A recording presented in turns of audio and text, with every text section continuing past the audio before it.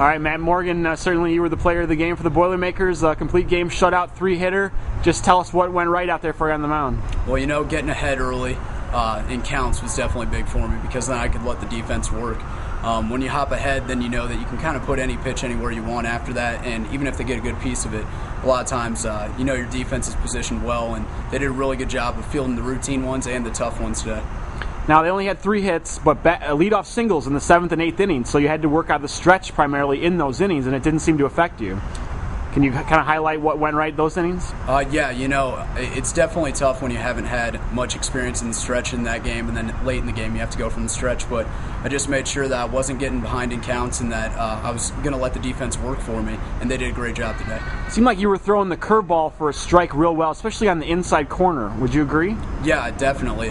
It was a kind of a get-ahead pitch for me. I was using it early in the count just to get ahead, and then late in the count I would expand the zone. So proving it early, just throwing it over the plate, definitely helps out later in the count when you expand the zone. Was there any conversation in the after the 8th inning about not coming out for the 9th? Not really. You know, I wasn't really thinking like that. I was feeling good, and I knew that if anyone got on in the 9th, it might be the end of my day. So I made sure that I was just getting ahead of guys, and I knew to bear down because any hitter could have been my last one. And that last out of the game was a comebacker that you took yourself all the way to first base. That had to be a nice way to close it out. Yeah, it definitely was. You know, maybe I should have flipped it, but I figured what a way to end a game is just take it yourself. But it was a lot of fun. I was just glad that we were able to get that final out. Impressive stuff, Matt. Congratulations. Thank you. All right, Cameron Perkins, 1-0 win, a pitcher's duel. You got the big hit in the 8th inning, scoring Stephen Talbot. Take us through that at bat a little bit.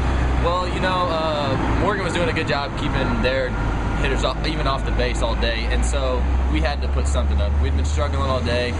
I'd seen him 3 times, so I was just getting up there. I was waiting for him to leave something up in the zone, and he did, and with Talbot's speed on second, he can pretty much score on anything. All right, so obviously it was a pitcher's duel. Morgan pitched very well.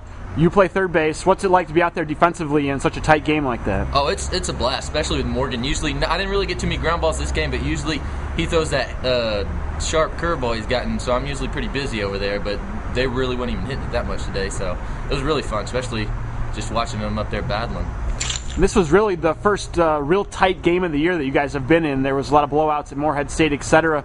Kind of highlight some of the differences between those kind of games. Oh, you would much rather win a game like this than win a game 19-2. I mean, all the time you're going to want a lot of runs, but this really shows you what a team's like when it's a close game. That when Morgan came out there and he came out in the 9th inning and he got the guy full count, and he ends up striking out the guy. That was the biggest play of the game, getting that guy, getting the leadoff guy. So you can learn what a team's like when it comes down to crunch time. Well done, Cam. Thank you. Thanks.